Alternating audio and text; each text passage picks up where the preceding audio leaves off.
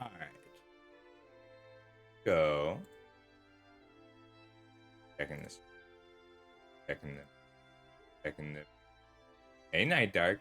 Oh, I didn't give you the spreadsheet. Hang on 1 second.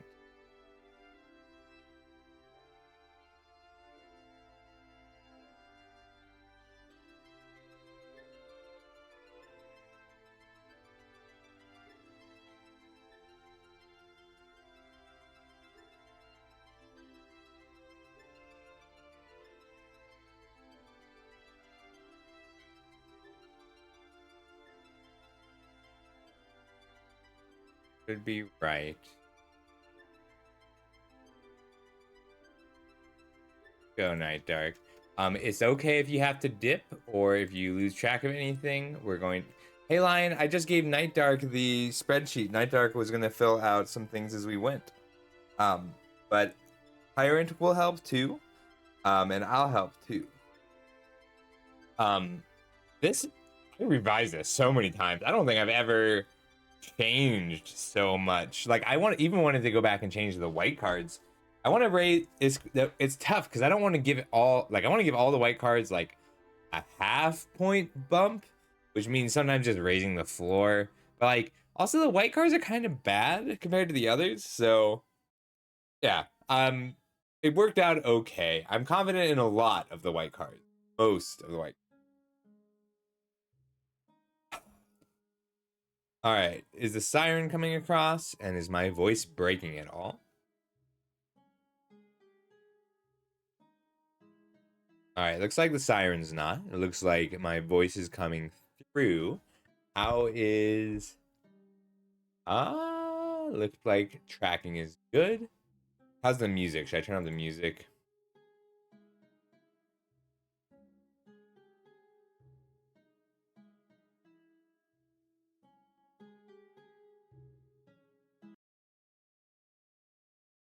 Hang on.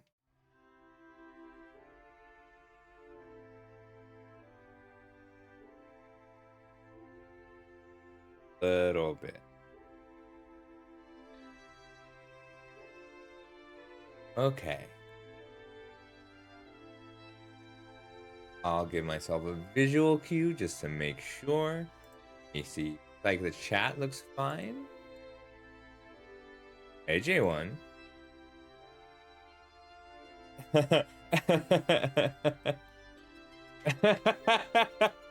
That's really funny, J1. I'm happy for you. And me.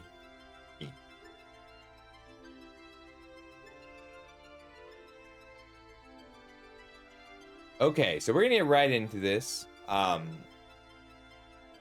gonna bother you doing the description. I'm gonna start. I think I'm also going to try and keep things a little condensed. So I'm going to talk more about the cards, the rating.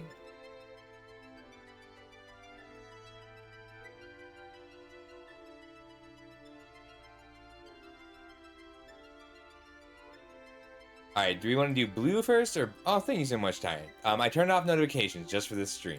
Do we want to do blue first or black first? Y'all can pick. I do think it's important to cover them in real... or helpful, at least. Let's just do blue first, because we did white first. So white, blue, black, and we can do red and green. All right, let's start. Visual cue. Here's system explanation. Here's everything works. Yeah, Wooburger order. Oh, thanks, Tyrant. I get ya. Okay, so up first we have the Aquatic Alchemist. This card is so close to being good. So it's not, mainly because it doesn't block enough. So as a 2-mana 1/3, that would normally be fine. It doesn't block a lot of the 3/3s. It doesn't block a lot of the flyers that you'll have to deal with in this format. And Bubble Up is not quite a good enough adventure to make it worth playing. It's gonna play a little bit like the Foray of Orcs, the 3-mana spell in the last set. You amass a 2/2 and you put an instant sorcery from your graveyard on top of your library. The problem with this card is that the adventure's not great and the body's not great. And if you want to attack as a 3/3, you need to tap out a lot. it's filler. You'll still play it some amount of the time in your 2-drop slot when you need it, and the value goes up a lot if you are an adventure-based spells deck, which means that you have good instants and sorceries to grab. Because it can't, a lot of these cards in the set that say return an instant or sorcery, or a card with your adventure to your hand, are much better. This one is just instant or sorcery. And you need good draw spells for Bubble Up to be worth it. It's not quite there. You'll have places where it's good. It does look really friendly. I think it's a amazing. I hate that this card isn't better. But that's, I mean, you do need 2 drops. So like you'll play it a reasonable amount of the time. So I gave it a 2 and the ceiling is a 4. You can play it if you have both high impact instants and sorceries and draw spells. You need both in your deck. You need cards that will deal with what your opponent is doing and cards that generate card advantage to make up for the card advantage and tempo loss. All right, up next we have Archive Dragon. It's a 6 mana 4/6 with Ward 2 and it scries 2. Like, this is a finisher. It is a low effort card. You don't play it when you don't need a 6-drop dragon. You do play it when you do need a 6-drop dragon. It's not quite on the level of a bomb, but it's not the end of the world if your opponent kills it when it comes down, because it has Ward 2. So chances are, if your opponent can kill the Archive Dragon, they have to take a whole turn to kill the Archive Dragon.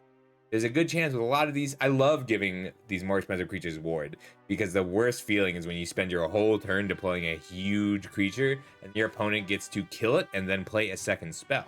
But since they have to spend extra time killing the Archive Dragon and it got to scry, it's okay that it doesn't quite have a strong enter the battlefield effect. Like, it's not quite worth the whole card, but 6 toughness is not quite worth the whole second card. It's definitely worth that first. It's just good. There's not a lot of effort in usually going to play like a 5. It's tough to kill something with 6 toughness in this set, and there's not a lot of cards with 6 toughness in this. All right, Balluna's Gatekeeper. Oh, so I averaged it to a 4. I didn't transfer it over from my notes, but it's usually going to play like a 4 in the Adventure Spells deck. You can get it up to a 5. This is like quintessential adventuring, because a 6 mana 6/5, not quite great. 2 mana, bounce a creature with mana value 3 or less who is in his hand, not quite great. But putting it on the same card is great, because there's a lot of, so the blue-green deck that cares about, it just has a little extra game in every color pair deck, except for fairies. This is not a strong fairies card. But if you're in the blue-green high cost deck, this is a great card because it does something on turn 2, and then you get to play it on turn 6 for a little extra value. If it's in the spells deck, you can copy it, you can pick it up and bounce it again. This is a staple common, and it's a bridge card. So a lot of the cards, so you may remember yesterday we talked briefly, and I used all blue cards to talk about how this was a puzzle set. Because generally speaking, a lot of these cards will only work in 1 or 2 of the color pair archetype decks.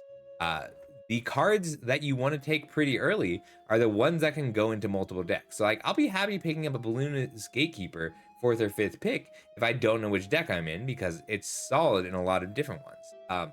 Specifically the adventure blue green and blue red. It's playable without being great in blue black and blue. Also, I love this card. You can see the beanstalk in the background. Oh, and just because I forgot to say at the beginning, I will still be looking at the chat and taking questions, but I will do it after each card. Up next, Bitter Chill. So we see lock down a creature or freeze it, tap a creature all the time. This may be the very best one we've ever seen. Bubble Snare was up there, but 2 mana, lock down a creature is pretty good. It's very good. It's similar to like a pacifism in white.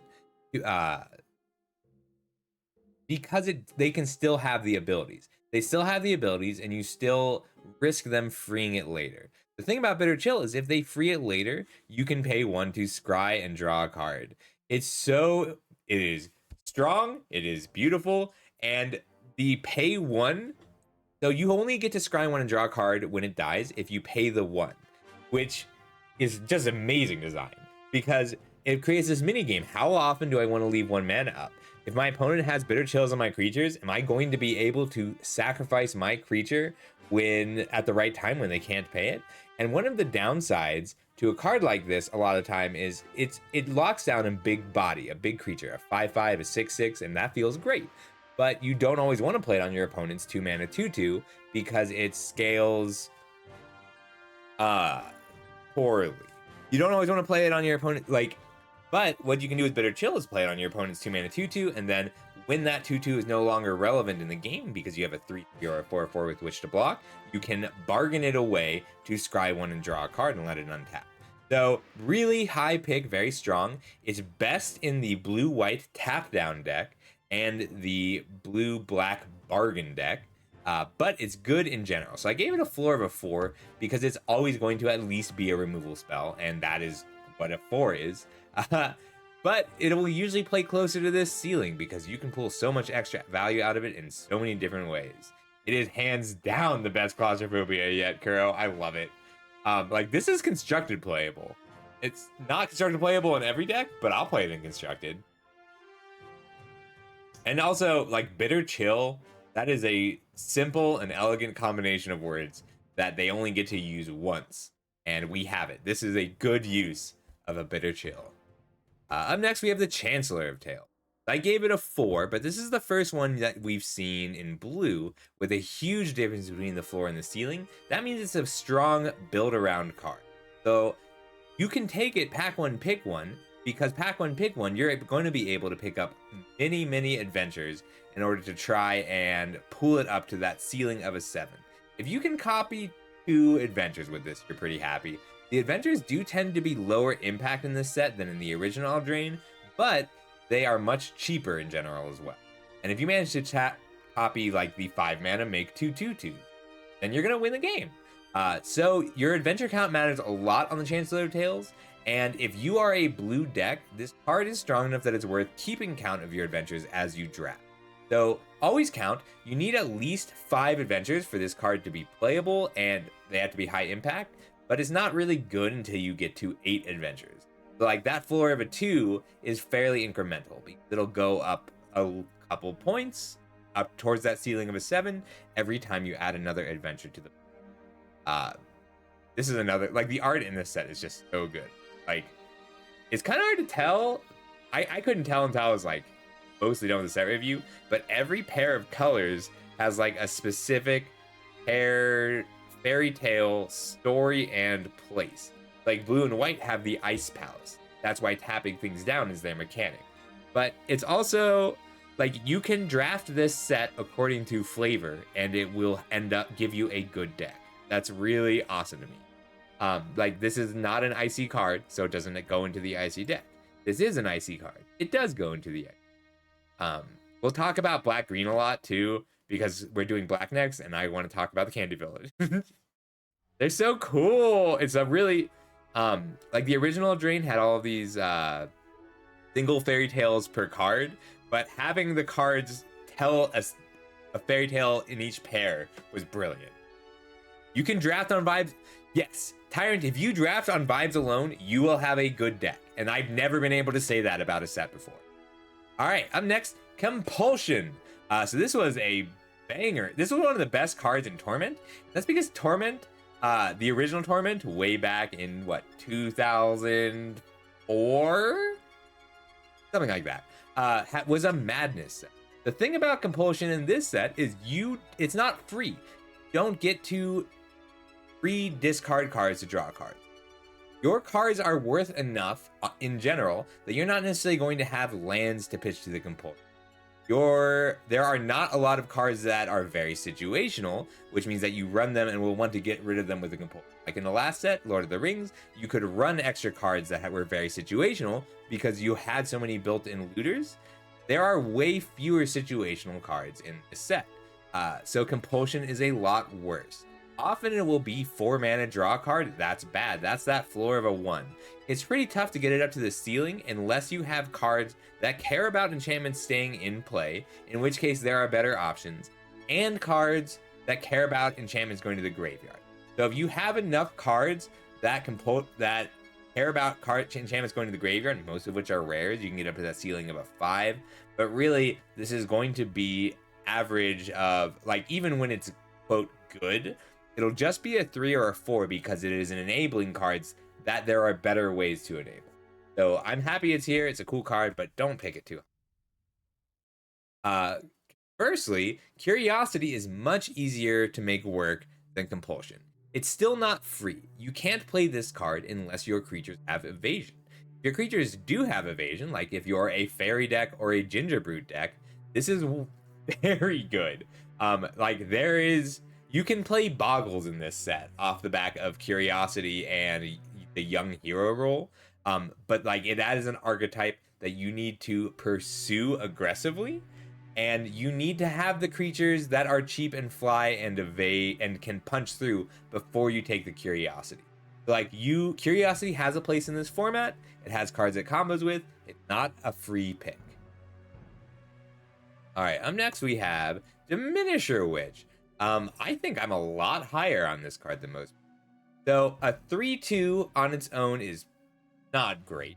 Having to bargain to create a curse roll to your opponent's and put it on your opponent's creature, I find that to be an incredibly valuable effect.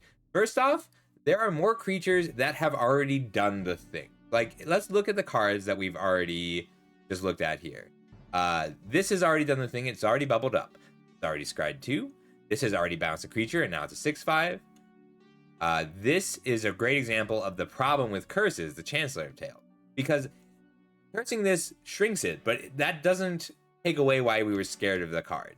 The reason I like Diminisher Witch so much, it is a dedicated bargain card. Like, it's not a free play, but this card is modal. So mode 1 is a vanilla 3-mana 3/2.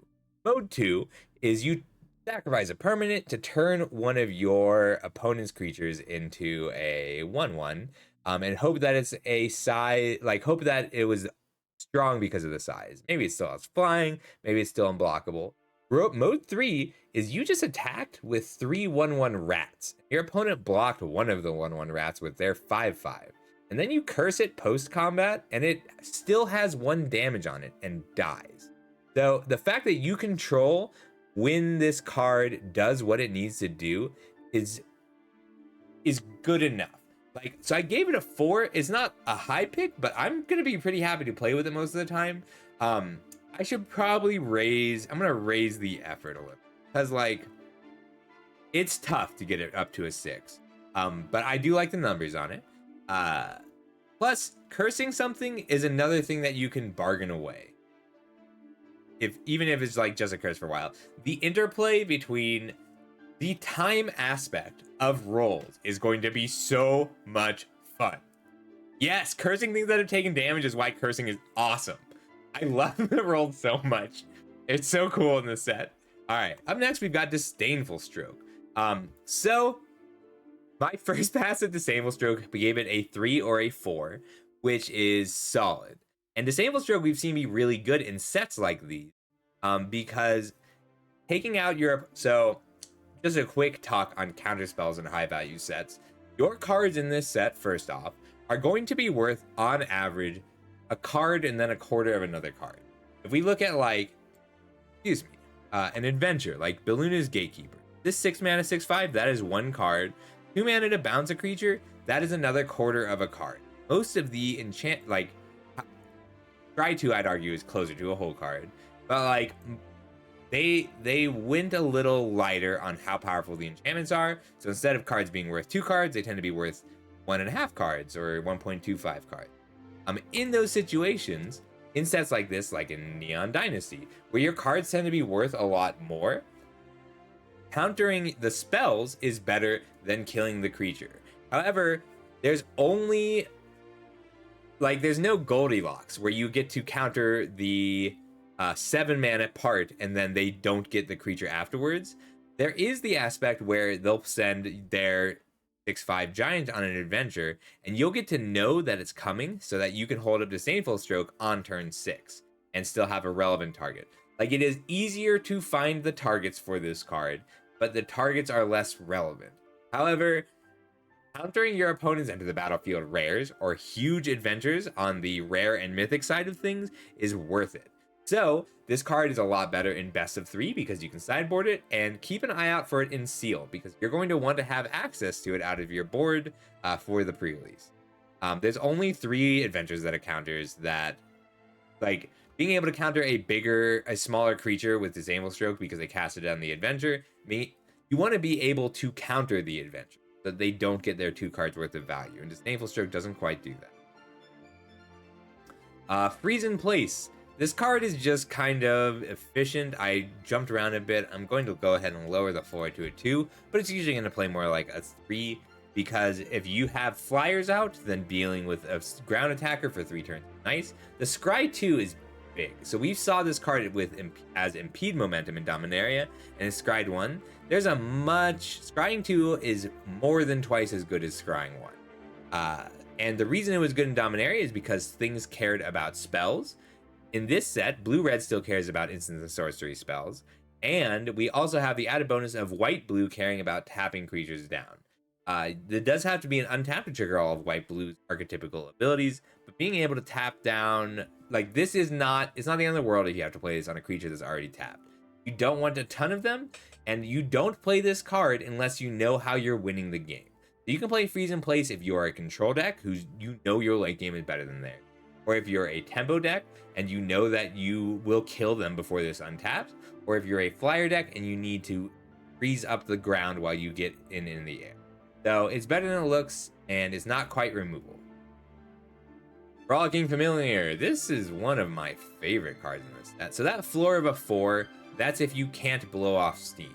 But as we saw in the artifacts and multicolored set review yesterday, or 2 days ago, it's not terribly difficult to cram in a Prophetic Prism or a 2/1 Scarecrow or a Crystal Grotto and just blow off steam.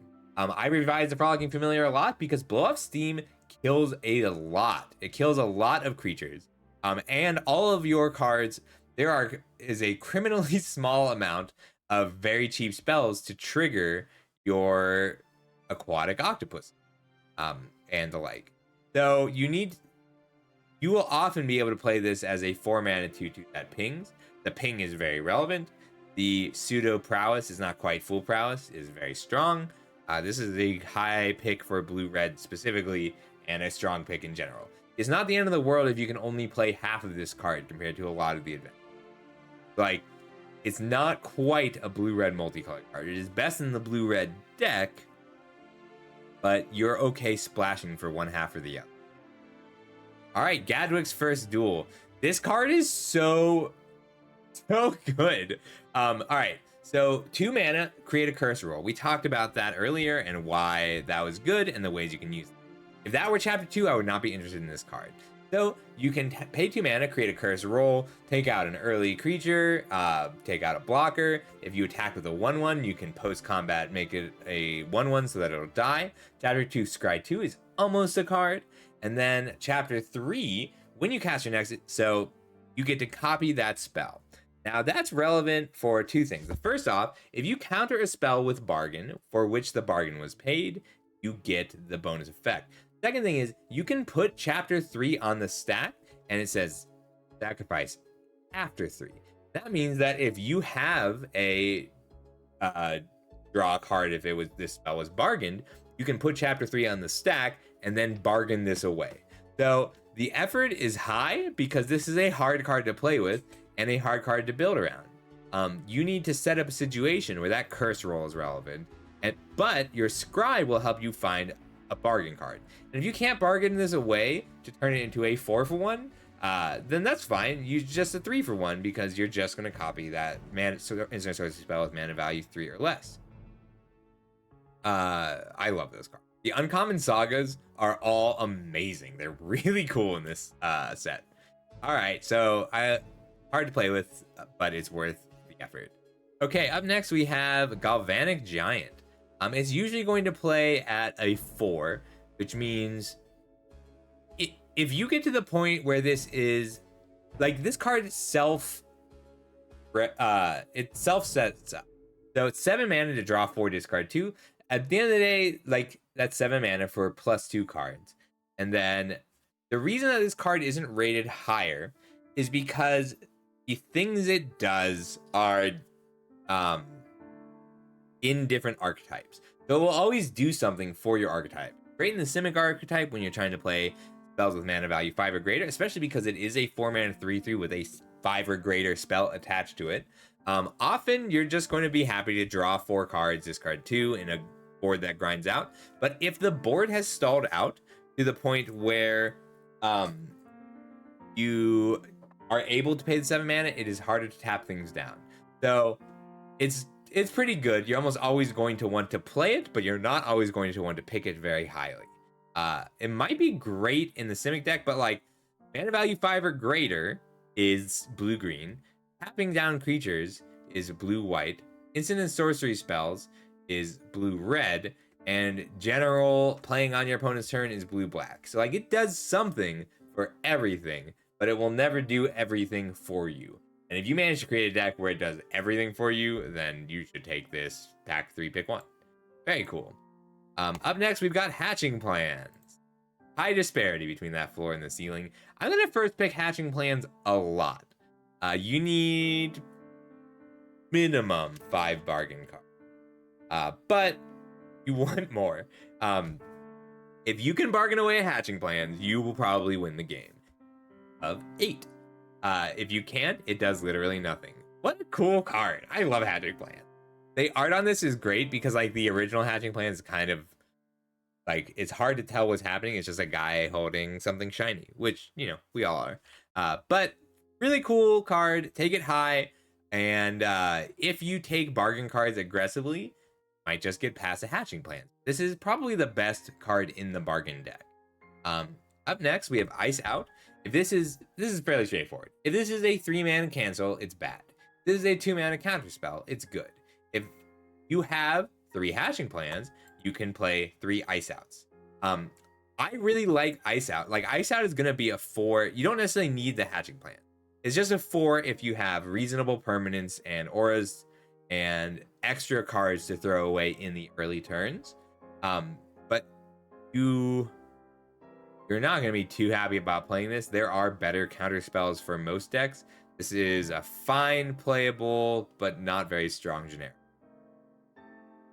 I do love the design on this. It is very good in the Hatching Plans deck.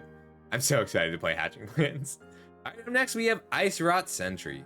So this card is complex and very cool. It's a 3 mana 2/3 most of the game, and then it attacks as a 4/4 as soon as you have some extra time. It can be a little bit awkward because the white-blue deck, it really drives home. Like this is definitely at home in the white-blue deck. Very good in the white-blue deck. Like your opponent can't even deal 3 damage to this to kill it in the white-blue deck because you might tap something in response and pump it. But if it's not the white-blue deck, it's just fine. It's still playable because a 3 mana 2/3 with Vigilance almost good enough. And the ability to tap down an attacker is solid and tempo oriented. But like if you're blue-black fairies, you're trying to win in the air, you need your 3 drops to either be flyers for extra pressure in the air. I'm lowering the I really do want to discourage people from playing this outside of the right decks. But like it's solid, like blue-black flyers, you need their 3 mana spells to be flyers or to hold the ground while your flyers do the rest of the work. Ice Rot Sentry is like, it's an honorary gold card. It's solid, like you can make it work in blue-red spells. It's really, really strong in blue-white tappers. And blue-green, it's just hard to find the extra mana. I like this one. So icy. Like this is good in the tappers deck. Feel the ice. Into the Fey Court. Alright, this is a cool card. So 5 mana draw 3 is often good enough in a lot of decks. 5 mana draw 3 create a 1/1 flyer. Like, would you pay 5 mana for a 1/1 flyer that drew you 3 cards? Probably. Not being able to block non-flyers hurts it a little bit.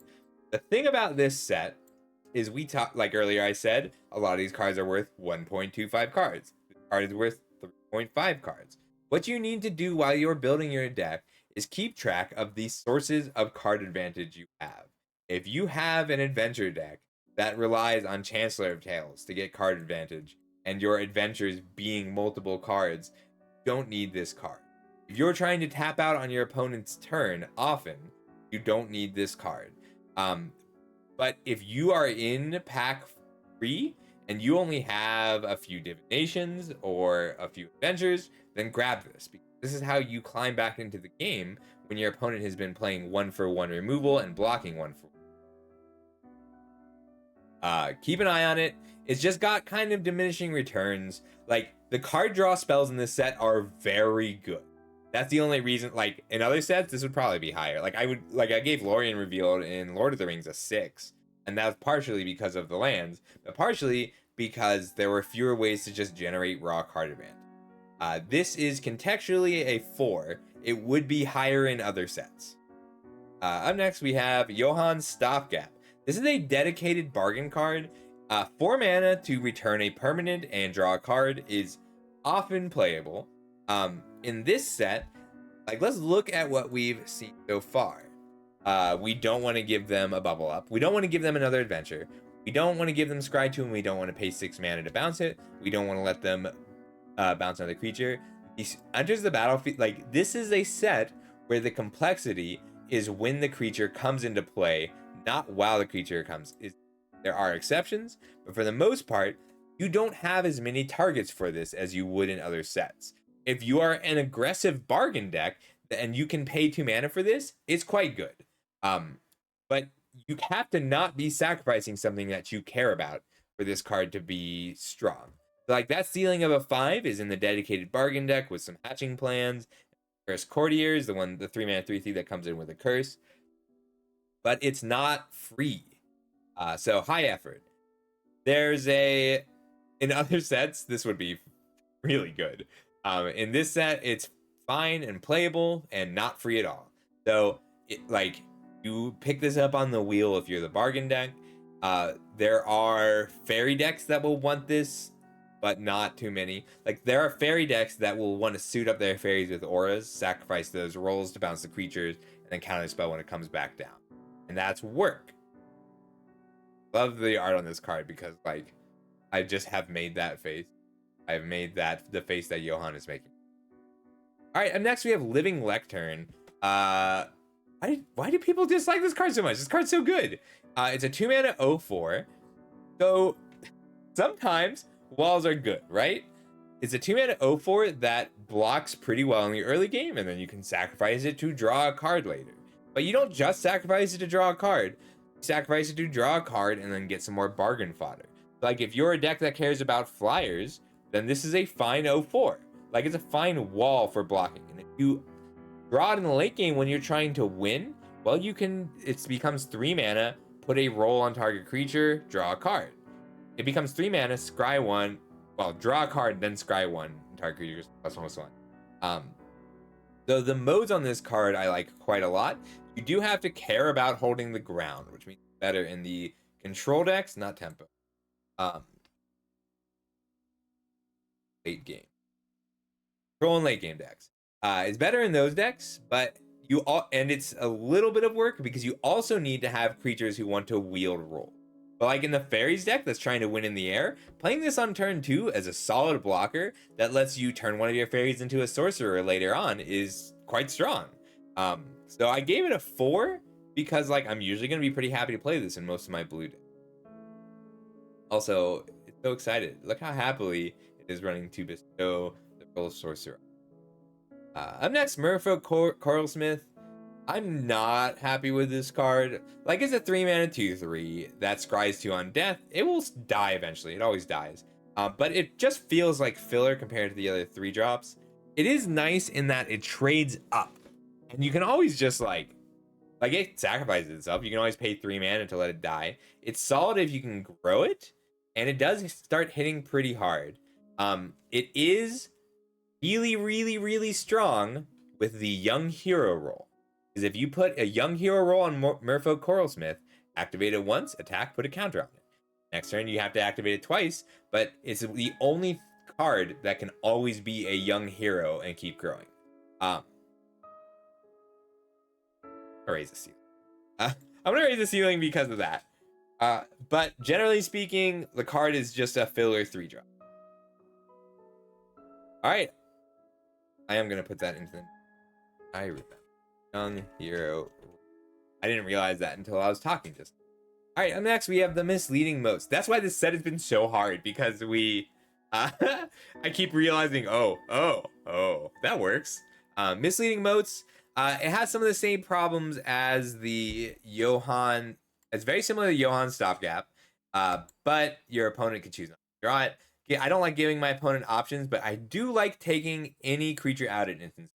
My biggest problem with misleading motes is that it's creature, and like we've seen run aground effects be quite strong before, but they tend to hit any permanent. Pulling a roll off is nice. Card is playable.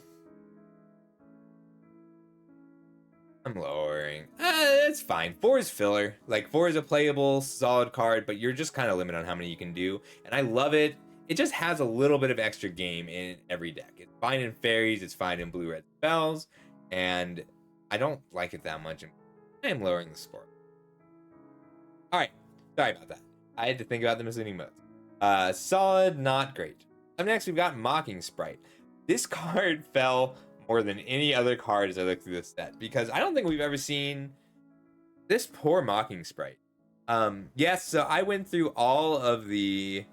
a 3-mana 2/1 flyer that reduces instant sorcery spells by 1 is often good in other sets. But there's a few things that this card has against it. The first one is that 1 toughness is a liability, generally speaking. Like, you can't block rats. There are good things that kill 1 toughness creatures. The second thing is that there is a criminal lack of 2-mana spells in this set that can trip.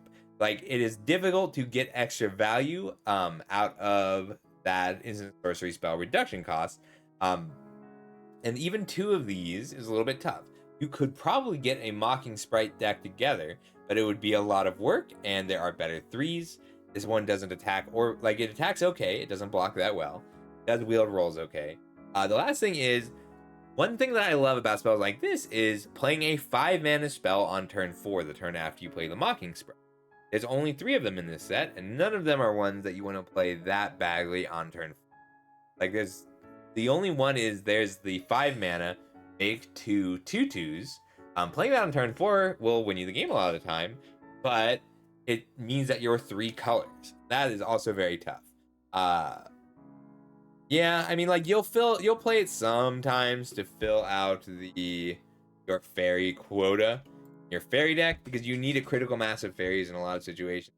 But I'm not going to be happy playing it, and in order for it to be good, like, if you're playing this to fill out your fairy deck, you're not playing it in your blue-red spells deck.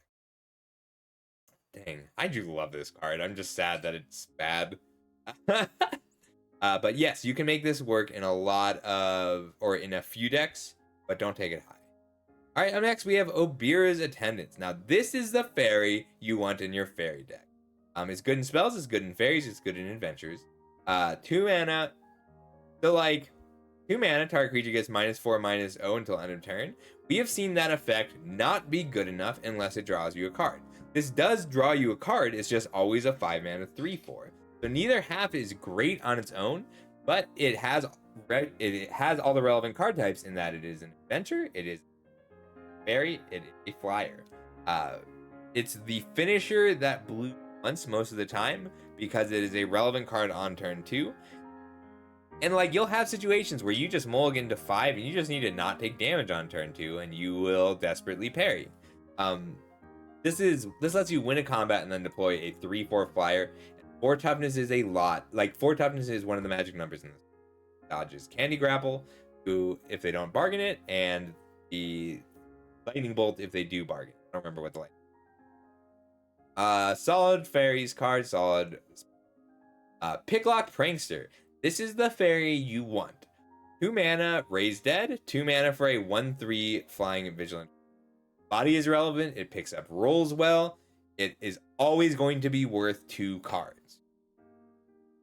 Like, it is a built-in, low to the ground 2-for-1. And even if you don't have a graveyard, so there's another card we'll talk about today, which has 2 mana Raise Dead, 4 mana 3/3.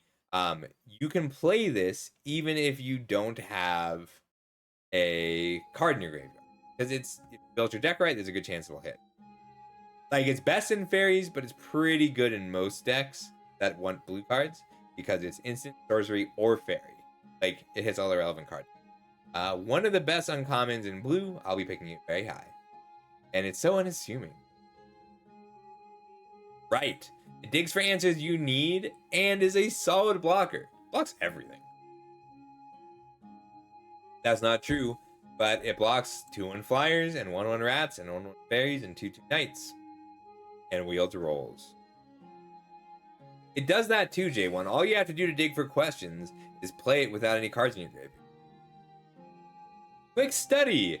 It is amazing how much better this card got when it went from sorcery to instant. 3 mana, draw 2 cards.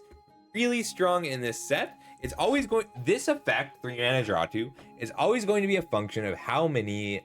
Its strength will be a function of how many things you have to do on your opponent's. There are a lot of things to do on your opponent's turn in this set, and the existence of this card makes all counter spells better. So like, if I have 3 quick studies, I'm going to be much happier playing our Ice Outs. Like, this is one of the best blue commons. The only reason it's not higher is because you do have a limit on how many you can run. Like, it's not something that you can pack one, pick one, and take every quick study you get. Because if all you're doing is drawing cards, you'll lose. But so strong. All right. Sleight of hand.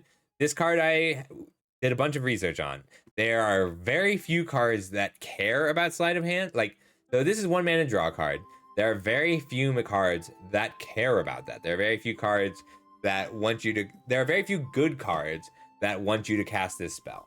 If you have bomb rares and like some aquatic octopus, then you can play it. But it's tough.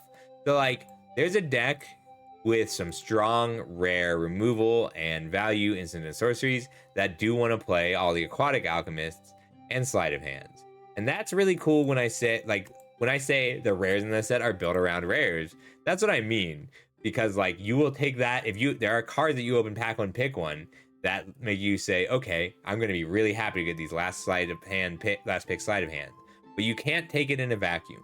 There are not enough cards that care about this card for you to take it in a vacuum. It is really good in constructed haiku. Yeah, but not unlimited. All right, up next, Snare Master Sprite. I love this card. It is a 1/1 for 1, which means that it wields rolls really well. The reason I like it so much in fairies is that there's a huge number of fairy cards that are like, if you have a fairy in play, or for the number of fairies that you have in play. So your 1 mana 1/1 fairies are really important. This is not the best 1 mana 1/1 fairy, but it's still a solid late game draw. And I was talking earlier about bridge cards. Well, this is a bridge card between blue-white tappers and blue-black fairies. It's good in either of those decks. It's also solid in an aggressive enough blue-red spells list, but you'd usually rather have the spells. Still, I'm not upset if I picked this early and then ended up in that deck. 1 mana 1/1 fairy is almost good enough, and being able to snare a creature is great. Yeah, just 1 mana 1/1 flyers are good because of like curiosity and rolls. There's lots of things you can do with it. And I love these versions of the cards that spill over into the late game. Like, it's usually going to play pretty well. I gave it a 4. In the fairies deck specifically, it's a 5. And in the non-fairy, non-tap deck, it's a... Alright, Spell Stutter. So, Spell Stutter Sprite was counter a spell with mana value less than or equal to the number of fairies you controlled. This one's a little similar. 2 mana counter target spell is what this will often play like, and it scales into the late game. There's not too much to say. It's best in the fairies deck, but you're happy to play it in the spells deck too. And you avoid it in the tappers and the I don't remember the 4th deck suddenly. The 5 CMC plus decks.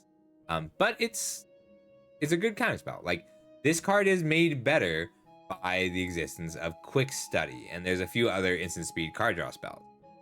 But like the 5 mana draw 3 cards, like, you need some card advantage for this card to be good, but it's going to end up making for huge tempo swings, and you're going to be so upset when, like, there are going to be situations where you look at your opponent and you say, you have a spell stutter. And then you play your spell, and with 2 mana up to pay with the spell stutter, and they'll flash in a fairy and then spell stutter. And it's going to feel awful. This card is surprisingly close to like, it is better than Mana Leak for a lot of different reasons. I love it.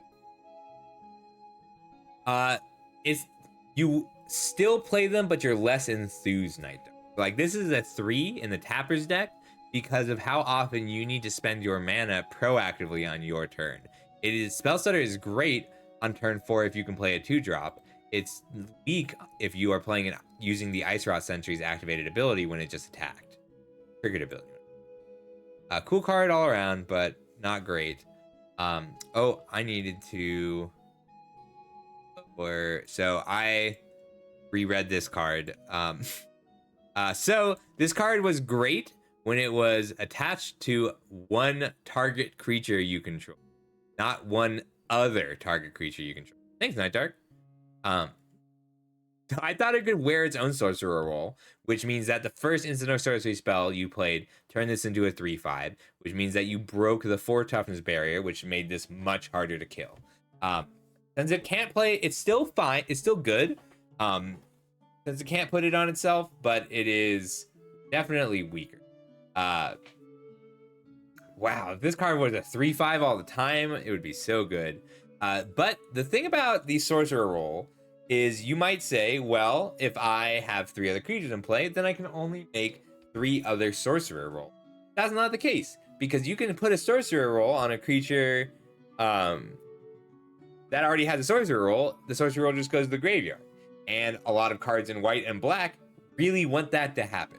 So this card is at best in the blue-red spells deck.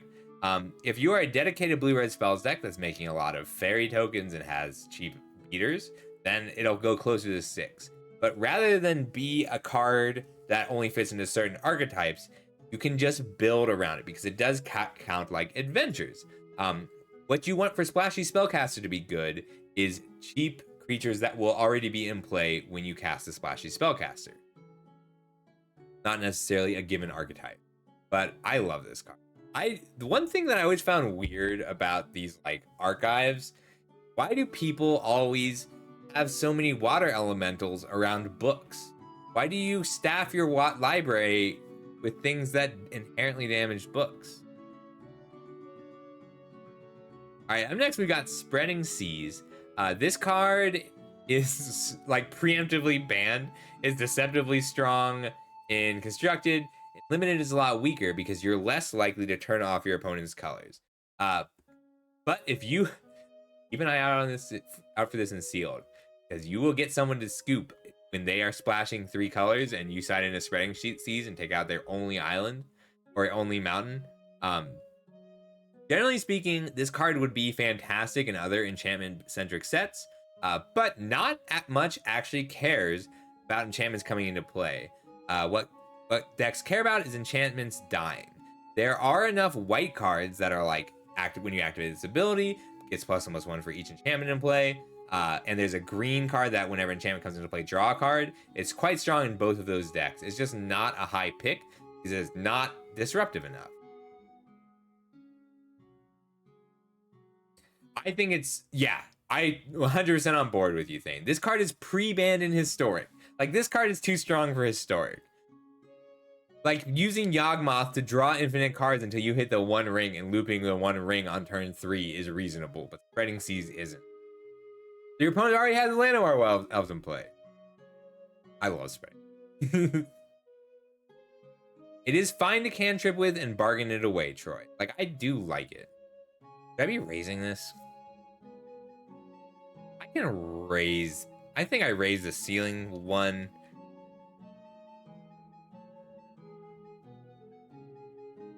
Like, I don't think I take Spreading Seas over a Spell Stutter or over a Splashy Spellcaster. I'm gonna lower it. Like, it doesn't make the cut in a lot of decks. And if... Okay, with the caveat, we're gonna give it a revisit notice because I'm pretty sure that this is a 2-color set. But there's a fair bit of fixing. If this ends up being a 3-color set, then this card is worth main decking even with no enchantments in it.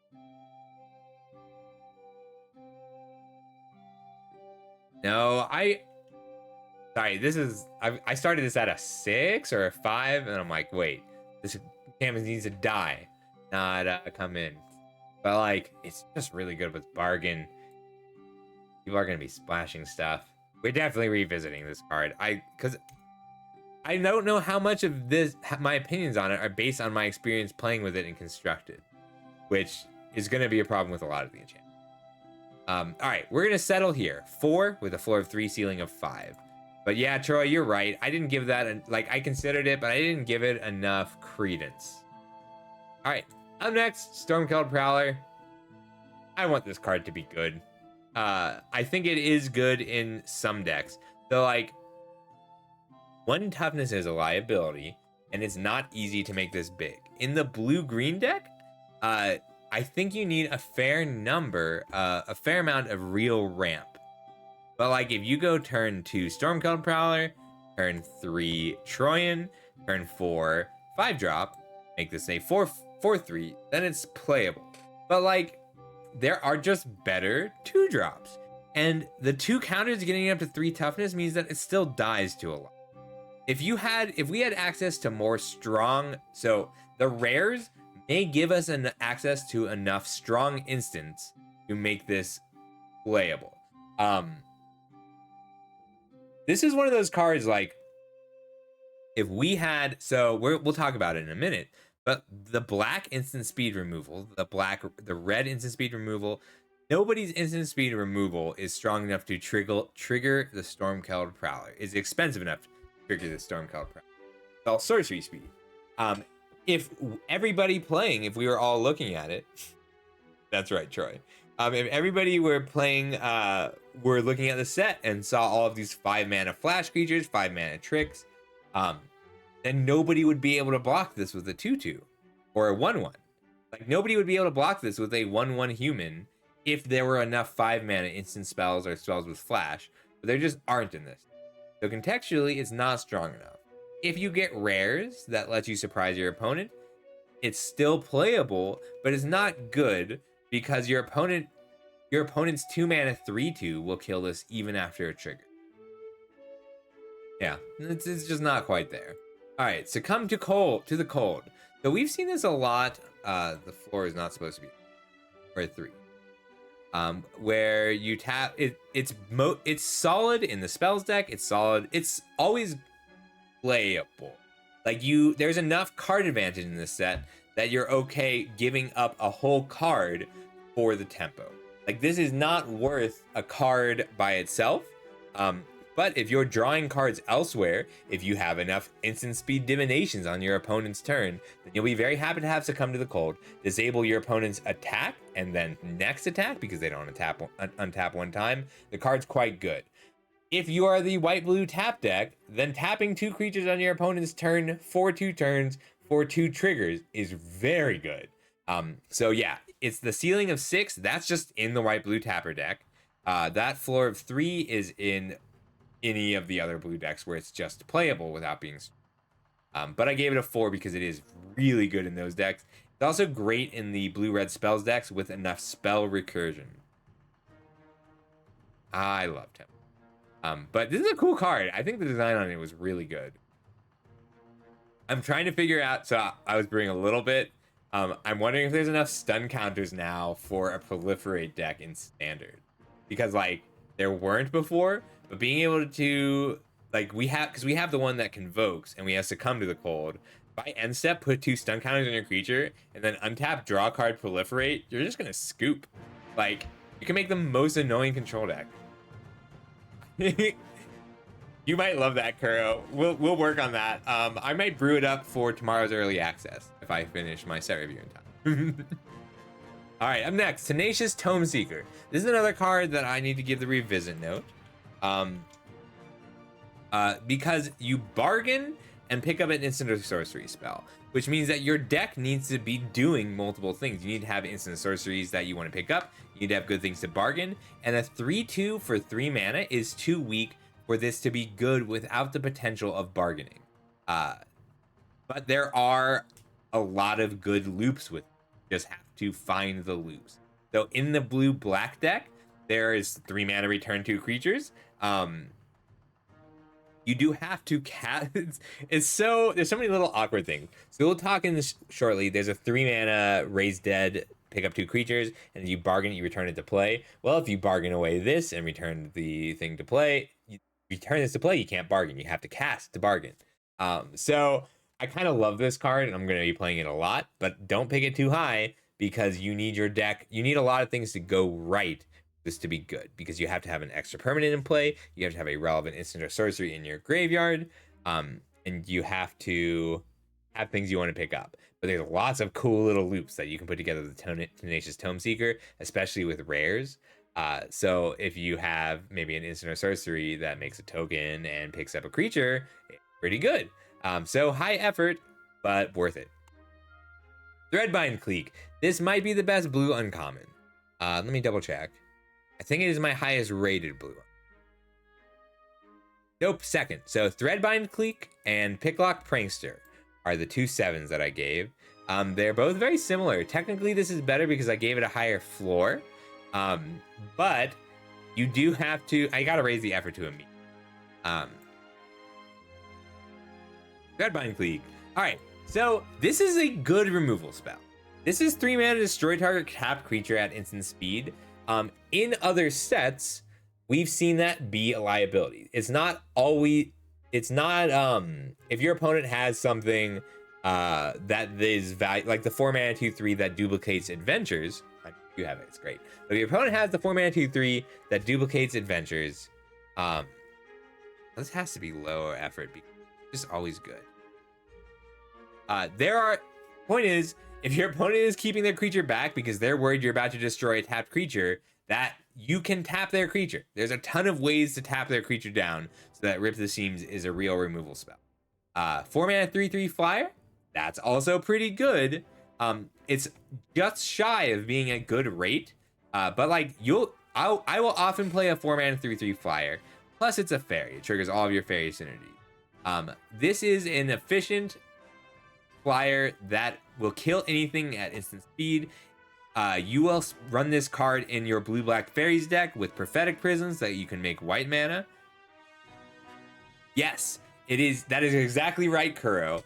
But it's less conditional than usual, and the body is more relevant than usual because it's a fairy. The card is very good. I will splash it all the time, and both have like I'll play this card in my white-black deck. I will play Threadbind Clique, and I'll run Crystal Grottos and Prophetic Prisms so that I can cast the other half.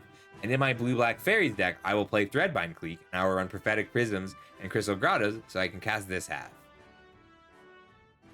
It's so, like, this card is versatile and is even more versatile than it looks, and it looks versatile. I love this card. Yeah, both of the strongest blue cards, I think, are fairy cards. Great card. Vanquished Transmuter. This card is so cool. All right, so we talked earlier about the modes of the curse. There are extra modes on this one.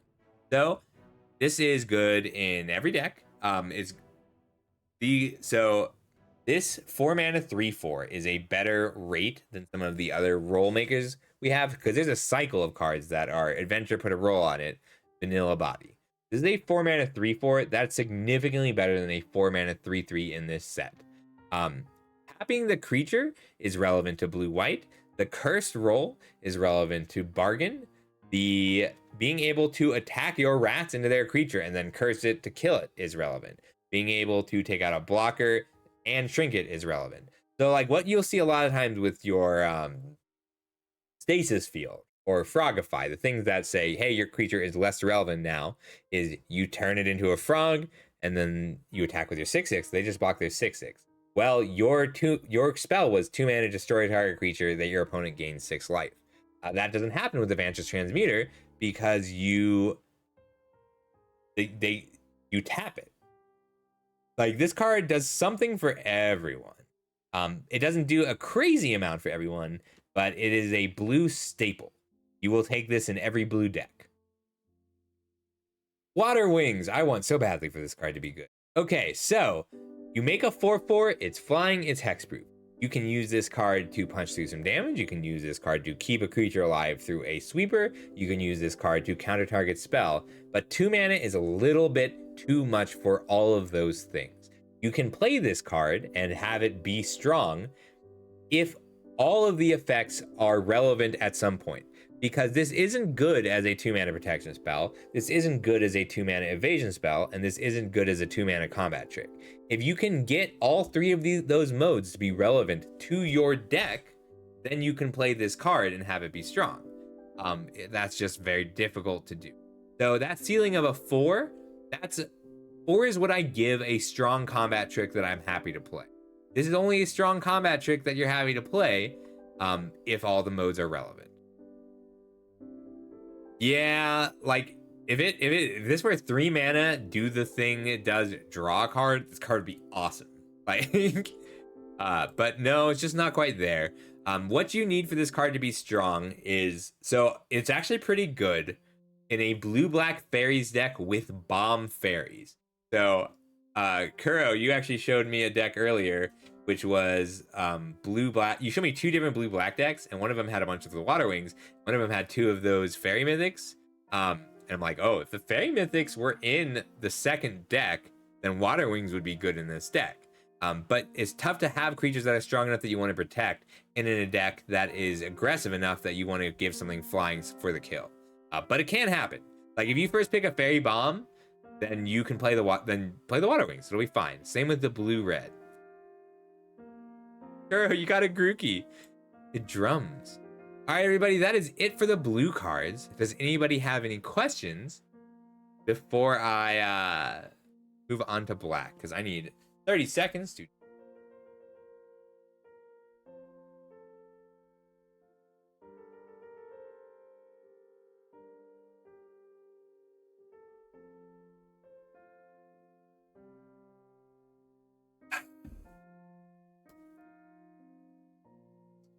Yeah, the Simic deck is really a base green deck with a blue splash.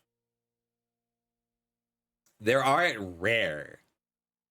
I love the, like, I've not seen all the rares in this deck, but I've seen key rares. Thank you, Night Dark. Oh, that's really sweet of you. I appreciate that. Oh, it's probably because the Enchanted Tales are not going to be. But thank you so much. I will get it added.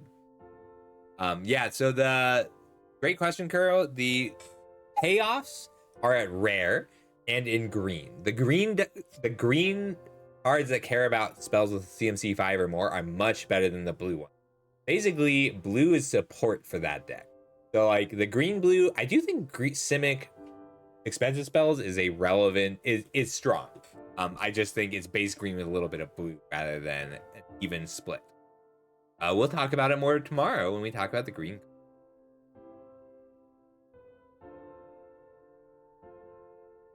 Catch my breath. Or we're moving on to black. Can I breath? Because otherwise I won't. Got a bear tick. Wow, bear tick's a tough catch. I think you'll like. I love the Pokemon game in text, Kuro. You can play it across any Twitch stream, and you get items for hanging out in any Twitch chat.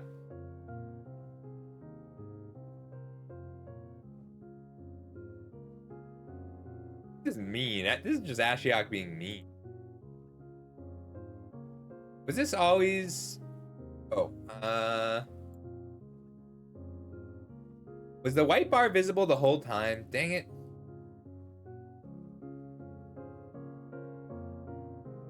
Okay, good. Go better. Okay, great. Thank you, Kuro. Okay, what's next? I'm gonna raise the floor. Ashiok's Reaper. Alright, so we're on to black. Black's mechanics are black-white, enchantments dying, trigger things. An example of that. Black-green food, which I think is going to be very strong. Blue-black fairies, which is also very strong, but like most of the best cards for that are going to be in blue. And black-red aggro, which is really good, but mostly red. Like you need a lot of red cards, and the The black cards are going to be your finishers and your rat token generator. But this card is very cool.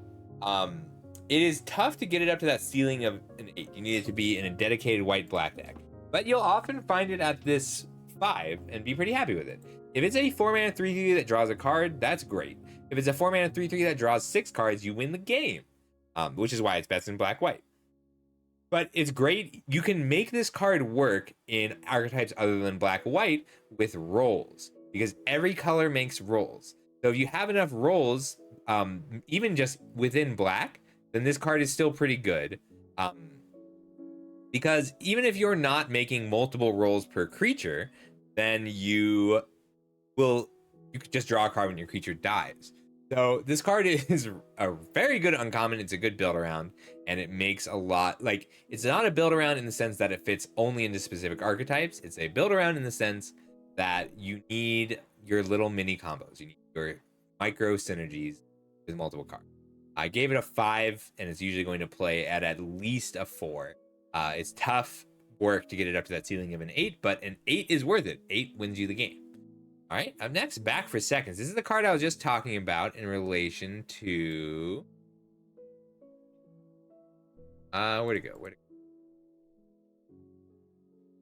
The 3-drop that you can bargain. Here we go. Tenacious Tome Seeker plus Back for Seconds is a ridiculous value combo. There is limited exile. You can't return what you will never be able to bargain away something that you can return. Unless are there enchantment creatures? There are artifact creatures. Okay, so you can bargain away an artifact creature. And it's but 3 mana return 2 creatures from your graveyard to your hand is pretty good in this set. And in the original Eldraine, Forever Young was like the premier Raised Dead, and it was fine, but there was no 3 mana return 2 creature cards from your graveyard to your hand. And this 3 mana return 2 creature cards from graveyard to your hand is different in every set, but it's very good in this one because your creatures have adventures, and your creatures do things when they come into play. And when your creatures are worth more cards, returning 2 creatures is stronger than usual. Back for Seconds is particularly strong because the downside to the 3 mana return 2 creatures, the Soul Salvage is what it's called, the original. But 3 mana return 2 creatures, that downside is normally a tempo loss. Normally, you have to wait a turn to play those cards because you just spent 3 mana. But if you bargain it, sacrifice something you don't need, you don't lose the tempo at all. You just get card advantage, and it's your 2 best creatures. Even if you're, like, the limitation of you can only return a creature cards with mana value 4 or less to play only applies to one of the creatures. So you can return a 4-drop to play, and then a larger creature to your hand, or a smaller creature to your hand that you can then cast. Also, Candy Village. See, look at her saving the moon. Very strong. You can't return what you sack unless it's an artifact creature. I don't know if there are any enchantment creatures in this set. I don't remember seeing any, but I also forgot to check. All right, up next we've got Barrow Naughty.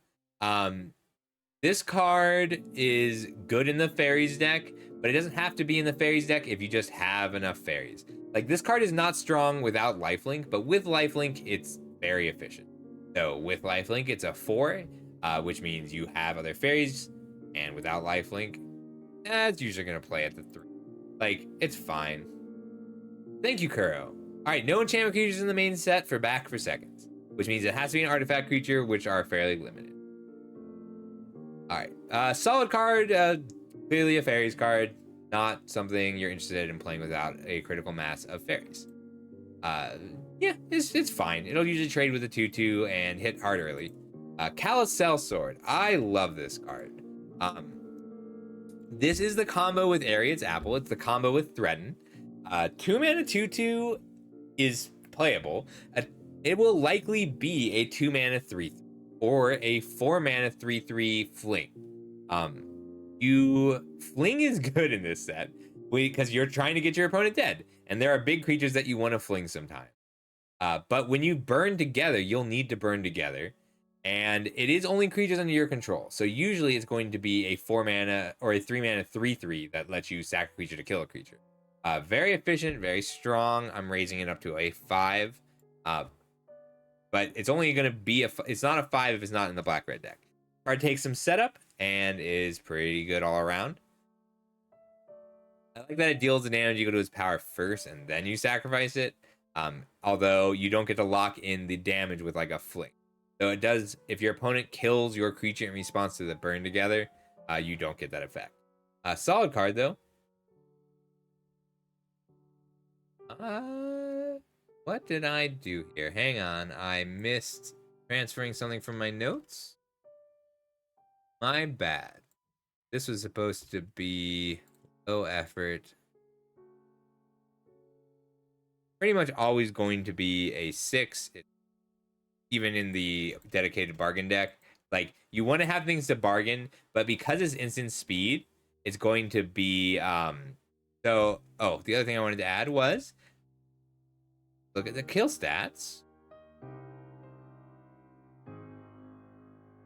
All right, so 3 damage will kill 43% of all creatures and pretty much 100% of creatures that your opponent will have in play in the early game.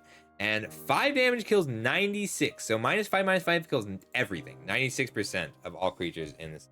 So 96% of creatures die to a bargained candy grapple. And because it's instant speed, you will often just have a creature to sacrifice in response to your opponent's removal spell. It's instant speed and it's only 2 mana. I love the flavor decks. They're good. All right, yeah, just solid removal. It's premier black removal. If you are black, you want this card. You don't need a lot of things to bargain away, but you will get to bargain things away and be happy about it. Just take it high. Conceited Witch. I don't know what happened to my ratings here. Low effort for sure. I'm pretty happy to pay 1 to give it a wicked roll. The floor of this is if you play it as a 3 mana 2/3 menace, is usually going to play much higher to the ceiling. That ceiling is when you really want the wicked roll, which is in the black-white deck. But overall, this is either a 3 mana 2/3 or a 4 mana 3/4 with menace. Both, it is cute. Both are solid. This is another very strong black card I'm going to be happy to play. I will take this card pretty aggressively because I love playing with the wicked roll. But when I was saying, like, even in the fairies deck, you're pretty happy putting a wicked roll on one of your smaller fairies and then jamming this as a 3-drop to block. Menace is also a relevant mechanic in this. Dark Tutelage. I want this card to be good. It's not. It's really difficult. So for Dark Tutelage to be a strong card, you need to build your whole deck with a mana cost of 3 or less. And that, I think, is prohibitively difficult. But prove me wrong. I would love to see this card see you play. If this card is draw 2 cards a turn, you lose 1 life a turn, it's very good. If there are enough repeatable scry effects at rare and mythic, then I might try and cram this in. But overall, this is just too big a risk and limit. You're gonna lose too much life to this card. It is Bob, but worse, Kuro. It is Bob, but it itself costs 3 mana. Like, you can put 4 Bobs in your deck and you'll only lose 2 life. If you put 4 Dark Tutelages in your deck, you'll lose 9 life. You can bargain it away, and that is relevant. It is worth a sideboard. Like, you can side this in if your opponent is not putting on enough pressure to take advantage of the life you're losing, because then you can get 4 cards off of this and bargain away. But like, it's so awkward because if you pay 3 mana, get 4 cards out of this, lose 6 life, like, would you pay 3 mana for you lose 6 life, draw 4 cards over 4 turns? I also hate that they get to see it. Like, this is one card that would be better as an alchemy card, because if it were at the beginning of your upkeep, lose life equal to the top card of your library and then put it into your hand. In alchemy, they can do it without showing your opponent the card. Like, you have to show your opponent the card for this to be a relevant thing at all. But like, this is where they should be putting alchemy points. But they kind of gave up. Could have been good, but we saw it coming. All right, up next we've got Dream Spoilers. So this card is not free. It is very cool. -1/-1 is very relevant, and the fact that you can stack it is nice. But it's not a 4-drop. If you play this card on turn 4, it's incredibly fragile and your opponent will kill it. However, there are multiple 1-mana protection spells that are really strong in this set. So when you draft this card, make sure, like, I only gave it a 3 because I don't want to play this card without those 1-mana spells. Um, I don't want to play the. I need to lower the next card. I don't want to play this card without those 1-mana spells, but if I have them, it's great. Like if you play this on turn 4 or on turn 5 and you have a 1-mana protection spell, there's like a green one that's put a royal roll on something and it gains hexproof until end of turn, and a black one that returns it to play with a wicked roll. If you get to play those cards in response to your opponent's removal spell on your opponent's turn and kill a creature and blank their removal spell, well, then you're in business. And then suddenly you have a 3/3 that is harder to kill, and it will slowly take over the game. However, it's you don't get to play it without thinking hard about how you're going to play this card. Very good design. It's actually an old card from, I want to say, Lorwyn, and it was busted in Lorwyn, but removal was much worse at the time. This is doesn't look like a build around, but it is a build around card with a high ceiling. All right, up next we've got Ego Drain. I needed to drop this to a 2. It's usually gonna play like a 2, but you can side it in and be really happy. Some decks this is a sideboard card for fairies. The problem is it's very difficult to already have. So for this card to be good, you need to have a fairy on turn 1 and then another fairy in addition to the Ego Drain on turn 2. Or a 2-drop fairy on turn 3 in addition to the Ego Drain. Like, you need to be able to double spell this card for it to be. And so you can side it in and be happy with it, but overall it's going to be not what you're looking for. This is a constructed staple. The card is going to be so good in the fairy deck, because you could run 12 1-mana fairies in your constructed deck. Art is so cool. The concept is so cool. And this flavor text is horrifying. I love this card. It's just bad and limited. Don't take it very high. You've wasted your life. See if I can do better with it. All right. Ariat's Whisper. I'm raising this to a 3. This card I've come back and forth a lot. Like, it is best in black white. You are not usually going to have it at the ceiling. The reason that this card you really just want the first one. It's so likely if your opponent suspects that you're trying to attack their hand down, they're going to start sending everything on an adventure before they play out the other cards. Like, adventure as a mechanic and the recursion we have access to in this set gives people a real way to play around a discard spell. That's why I set it the floor to a 2. But then I was telling someone else about that, and they said, what? And so I'm like, well, if people aren't going to play to preemptively defeat my discard spells, I'm a lot happier playing this card. There's still a pretty high setup cost because you want to. So Mind Rot, 3-mana target player discards 2 cards. That is often a sideboard card in a given format because being able to, you want to hit relevant cards. And if your opponent isn't a deck that plays 5 and 6 drops, then your turn 3 Mind Rot isn't going to hit anything relevant. And if they are, and you play in the early game, you're often going to hit 2 lands, which they will have other ways to get back. But I think the Wicked roll is pretty solid. So if you are curving into Ariat's Whisper with 2 and 3 drops, you're pretty happy to hit them with a Mind Rot. That also makes a Wicked roll. But you need to be getting a whole card out of this Wicked roll for this card to be worth 4 mana. And I think you can build decks that get a whole card out of the Wicked roll. I don't take it too high. It's got a pretty high deck building cost, and has severely diminishing returns. You really can't have more than a couple. I think my black, the last things I did before I left work saved. That's because it's all the last cards that are missing the one. Fairy Dream Thief. This card's just great. Like, that floor of a 3, if it's a 1-mana 1/1 that surveils one. I'm raising the floor.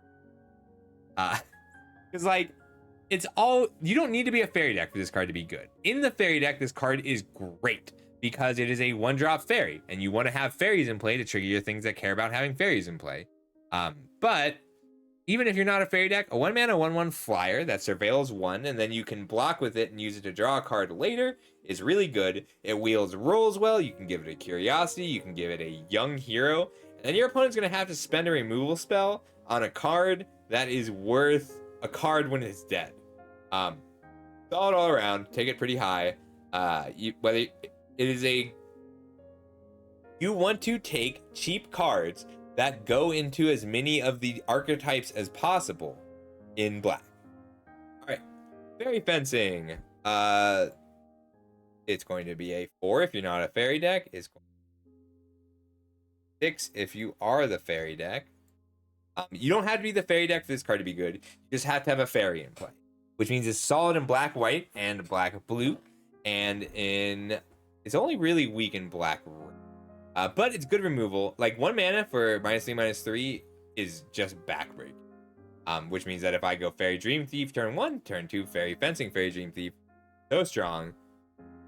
I will take it pretty high, because if I first pick this and then end up in a deck with no fairies, I will probably still play this. So we've seen this card before as deal X damage to a creature at instant speed, or destroy target creature with mana value X at instant speed.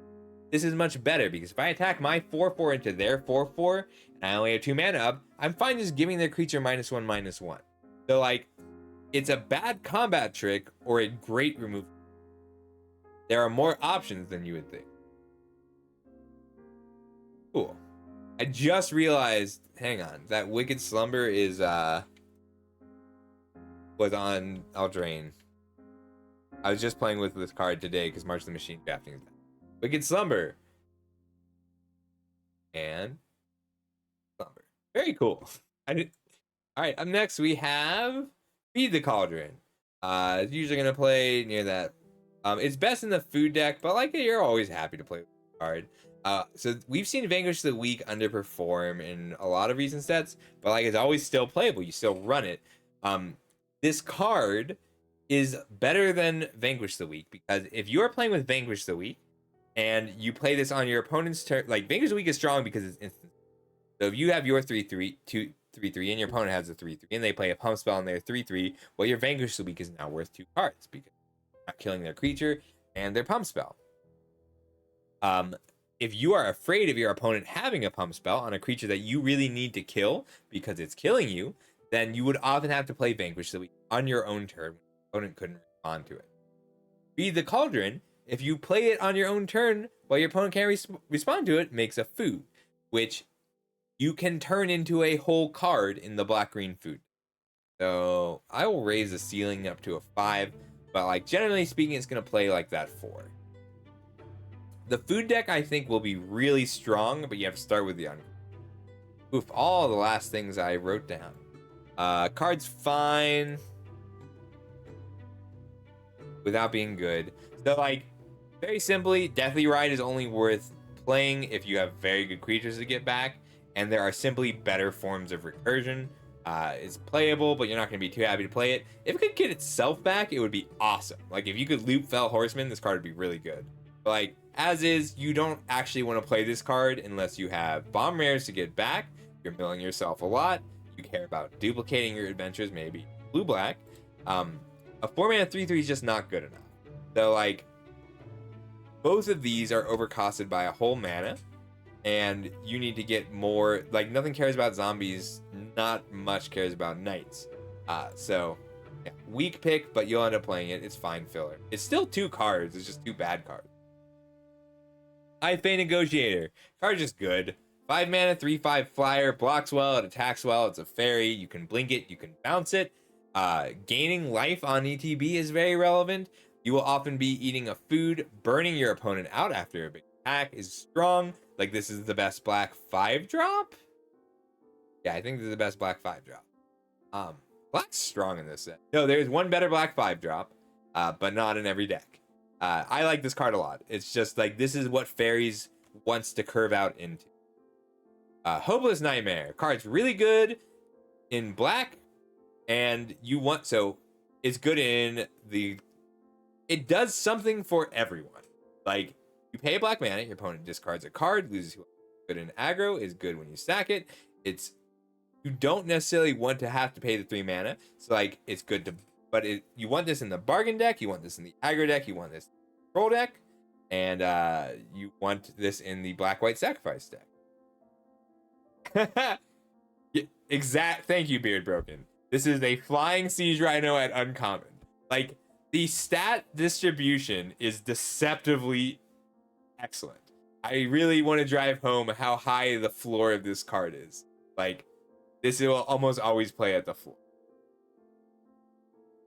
Yeah, this card is really cool. I love the art style. Is it always Dominic Meyer? Like, the art style that they give cards related to Ashiok just makes me want to play them all the time.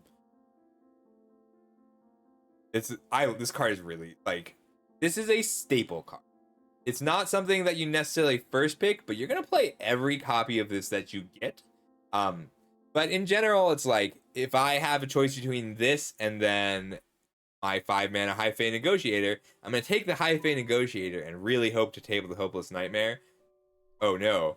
Oh no, you can't hope for the Hopeless. But it's so cool. This is a really well. Yeah, Maya's really good. I think 8-Rack does run this, Troy. Like, the lose to life is so relevant to 8-Rack because 8-Rack is really good at dealing 18 damage, and your opponent always survives at 2 life. Yeah, me too. Like, the thing is, it's always going to play as, like, a 1.5 for 1. But that's really good for a 1-mana card. Yeah, I gave it a 4, floor of 3. I should probably raise the floor to a 4. Like, the only problem with this card is it's bad off the top of your deck in the late game, which doesn't mean you shouldn't play it. It means you should probably not play more than 4 copies of it. But you can build your deck so that you can play all 4 copies of it and have it be relevant. This is just not a set where your opponent will necessarily... Some sets, and we've seen them pretty recently, your opponent will still have a 6-drop in hand on turn 5, or have drawn 3 cards and played 2 of them. That's less... You are less likely to hit a it is possible for this to never hit a relevant card, which means that you have to get something out of the lose to life and the put into a graveyard and the fact that it is an enchantment for bargaining, but it is not terribly difficult to do. So yeah, average of 4. It's not strictly bargain cards, it's strictly number of cards that care about this card after the discard, which just... Yeah, but shock to the face in black plus upside. I mean, it's a lot of upside. I think that this is your opponent discards a card with upside, and there's a lot of upside. No, I think it's pretty strong. Like 4 is a staple rating. It's the card that you play in this color. I could raise this to a 5. It's just so likely to play at that ceiling of a 5. Like, even if you don't put a lot of effort into playing it. Yeah, all right. We're going up to 5, and it's pretty much always going to play. So we're going up to 5 and lowering the effort. I like that. Like, I don't see it playing as a 6. All right, up next we've got Lord Skitter's Butcher. This card, so choose 3. It's really good. So your base rate on this is 3 mana for a 3/4 worth of stats. Somebody said a good joke about this card. But the thing is, a lot of these cards with choices, they'll often be like, okay, I want an aggressive card at any point in the game. Lord Skitter's Butcher is good at each stage of the game.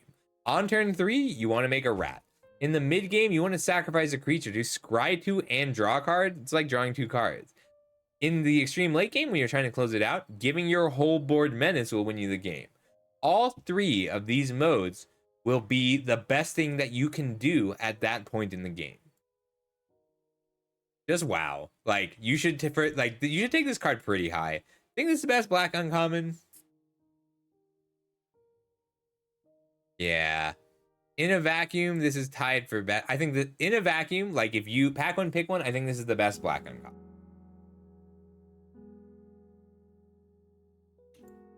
All right, where are we? Up next, Monstrosity. This card is just a staple 2-drop. It will almost always trade with something. There are not, like, because rats can't block, you're usually happy just playing this to attack, and your opponent will have to kill this. Like, one thing that we see a lot is your opponent not bothering to trade. Like, if this were a 2-mana 1/3 that died into a... We've seen before. Not good enough. Your opponent will just leave it be or attack in. But it's... You can turn food into whole cards with this, between Bargain and Greta. This is a staple for the food deck, but it's also great in black aggressive decks. I love this card. I know everybody who rags on this card is like, what a stupid name. No, this name is amazing. This is a minstrosity. Like, I love the implication. The sugary abominations of Sweet Tooth Village, ever under someone's control, that time is long past. Like, this is a naturally occurring monster whose corpse you are expected to eat. I love this card. This is a black common staple for the food deck and is good in the other decks. In the food deck, it's a 5, everywhere else, it's playable. Oh, yeah, everyone who eats corpses gets fresh breath. It's true, Night Dark. All right, up next, Not Dead After All. It's just good. Like, we've seen this effect be good in the past. It's better with strong Enter the Battlefield effects. This is the card I was talking about when I say you need this card with the Dream Spoiler witches. Just Dream Spoilers, because they're not witches anymore. Good for them. This card with the Dream Spoilers is just strong, but it's good. It's a protection spell. There is not a ton of... You might be right, Kuro. I really like just straight up Undying Malice. Comes in with a counter.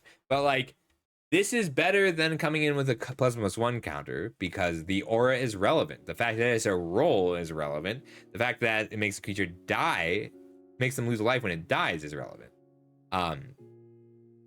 This is a very strong card in this set as just a protection spell. If you can combo it with things with strong Enter the Battlefield or dies effects, it's even better. And if you can pull a card, if you can turn this Wicked Roll into a whole card, it's fantastic. Do be careful because like it doesn't stack that well. So like the first, I'll play 3 copies of this pretty happily in my aggressive decks or decks where I have something to protect. Good trick. Rat Out. I needed to drop this card to a 4, but I love this card. So in the past, we've seen this effect kill 2/2s because if your opponent attacks with a 2/2, you give it -1/-1 and block. You can't do that with Rat Out, but the rats are relevant, very relevant. Like, this is a stable card in the bargain deck, and it lets you trigger Celebration at instance. It has diminishing returns. If you play 4 of them, it's a little bit worse. And you don't have to have so if you're a very aggressive deck, like we talked a lot about how much having 1 toughness is a liability. But if you don't have something that you can kill with it, you're pretty happy to just play this to make a rat. And you don't have to have a target to make a rat. So like if you just need 1 more point of damage in, you can play this. And if you have maybe a 2 mana, like if you have a Curiosity, you can end step Rat Out nothing, untap, put a Curiosity on your rat, draw a card. There are enough auras for that to be a relevant mode. You don't have to have a target to make the rat.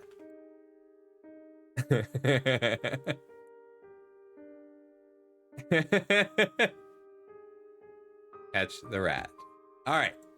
Rowan's Grim Search. So there are not 1, but 2 divinations at instant speed in this set. Instant speed cards with bargain are way better than the regular ones. You're not going to be upset on... So I think one thing that people do incorrectly a lot, is scry on turn 1. Scrying on turn 1 is only correct if you're digging for something. So it's better to scry with, like, on turn 1, you're more likely to need that land at some point in the game, or that creature, whatever you are about to draw, you'll need. So I'm pretty happy to just play this on turn 3. I mean, not happy, but like, if I have to play this on turn 3 to draw 2 cards, that's okay. But if I manage to bargain this because you killed my creature and I get to peak 4 in the late game, I'm very happy. This is a really good card, has the same diminishing returns problem as the 3 mana draw 2 instant speed in blue-black, but the amount that you want to play, I don't know where it went. Just the number of things you have to do at instant speed on your opponent's turn in this set is crazy. The card's best in blue-black, but it's good everywhere. Like, it has instant speed, card draw for 3 mana, and bargain. Solid card, staple, card draw in black. Same note as the other ones. Keep track of your card draw. Keep track of your strict card advantage.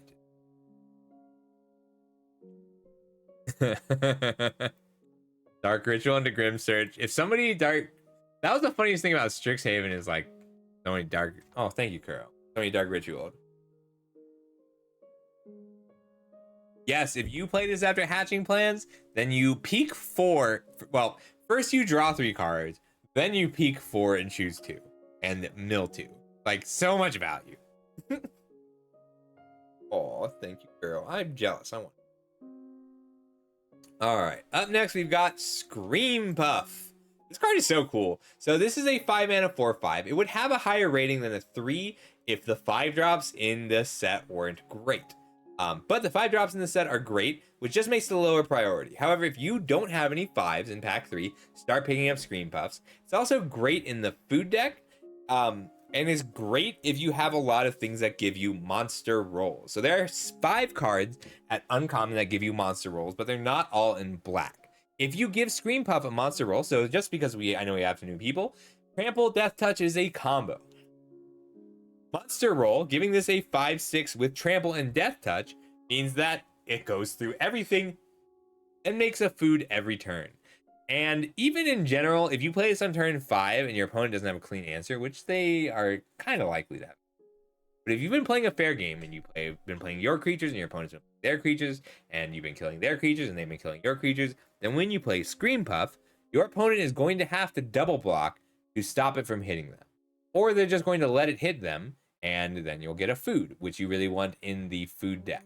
So, Scream Puff is a 3, but it rises to a 5 if you have cards that make monster rolls or are the food deck. Which, that's good design.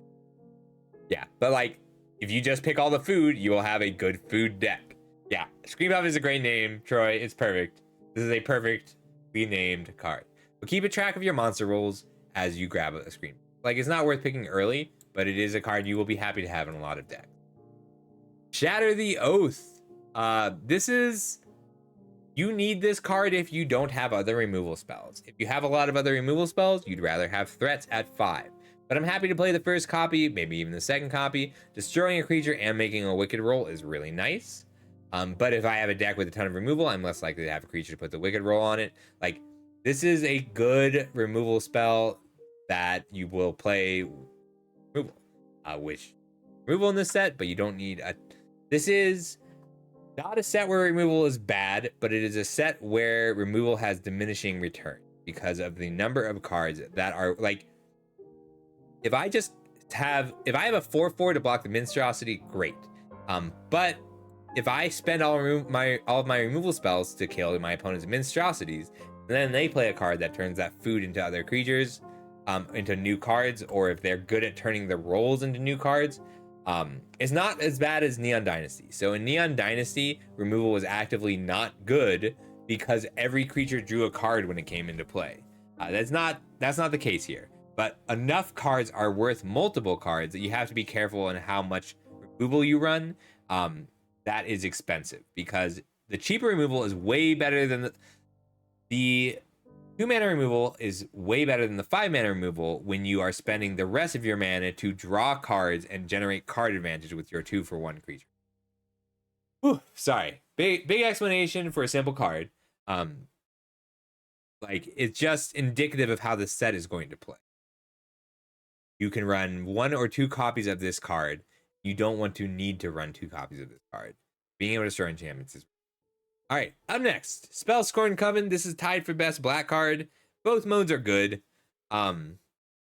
You can grind value with Take It Back. So like, this is Remand. You just always draw a 4 mana 2/3 that makes your opponent discard a card. Like, I'm happy to stash this away off the Take It Back until I have a good chance to deploy a flyer. But, like, it's a fairy with relevant typing. A 2/3 flying for 4 that makes your opponent... Like, a 2/3 flying Ravenous Rats is solid. There's just a lot of value built into this card, and it's pretty easy to get additional value out of it, whether you're bouncing it back to your hand, recurring it for later, and you have control over what your opponent discards in the late game. So in the late game, if you draw this off the top of your deck, you can put the spell back in your hand and then make them discard it. Like, it's expensive, but it's solid. I'm actually lowering the value of this just a little bit because I don't want to, like, unlike the other where'd it go? Unlike the blue one where I'm happy to play where's the otter?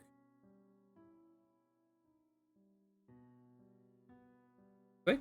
So unlike the frolicking familiar, which I'm happy to play in a blue deck or and splash the red half, or happy to play in the red half and splash red deck and splash the blue deck, I really don't want this card if I'm not in blue black specific.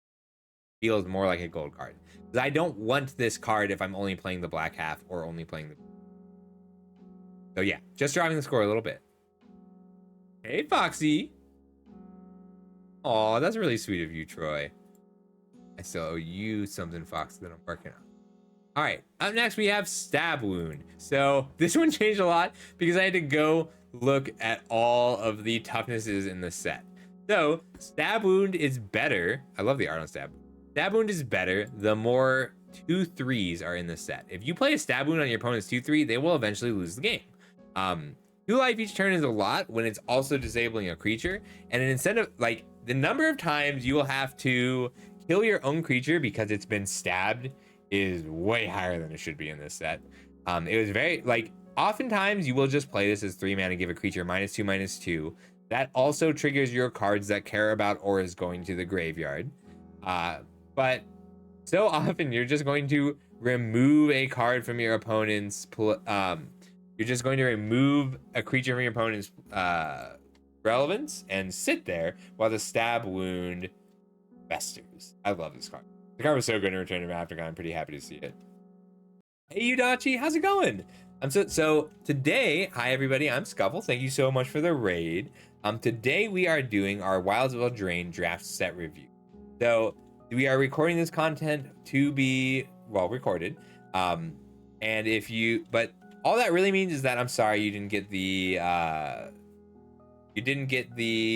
big explosion of emotes. I apologize for that, but you're still getting a shout out because you're a great streamer who I want other people to check out. And we are almost done with the black cards, and then we'll be drafting a little bit of March before. But thank you so much for the raid, Yurachi. It was very sweet of you. Oh, and the other thing that is different is you can ask questions or make suggestions or tell me that I'm wrong about any of the cards, and I will always address that at the end of each card. We're almost done. We've got 9 cards left, 10 cards left. All right, up next, Stingblade Assassin. This card is cool. So 4 mana 3/1 with flash and flying. 1 toughness is a liability, but flash covers a lot of that. 4 is a contested slot in a lot of decks because in the fairy deck, that's often where you want the removal to be. It's a pretty cool card. You will occasionally, like, it's really a fairies card. Like, it is best in the fairies deck because it's so situational. You don't want to be forced to play it as just an attacker. You want to keep it up on your opponent's turn, and then when your opponent plays, you want to have this card and a draw spell and a counter spell in your hand. So if your opponent fights you, then you can Stingblade Assassin, or if they attack into your 1/1 and you chump block, then you can Stingblade Assassin, and then if they just don't, you can draw cards. It's better the more instant speed and flash spells that you have. And because one time, like, often you will play this as deal 3 damage to an attacking creature, and that's fine.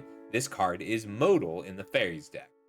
You can also attack your 1/1 into their 2/2 and then Stingblade Assassin at post combat, but it has diminishing returns, and you need a lot of flash cards.